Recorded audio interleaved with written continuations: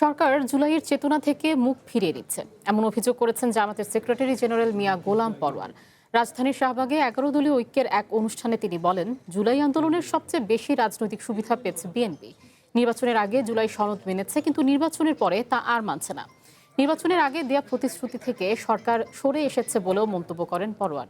অভিযোগ করেন, ফ্যাসিস্ট হাসিনা মৃত মানুষকে আগুনে পুড়িয়ে ছাই করে দিয়েছে, অনেককে গুমও করেছে।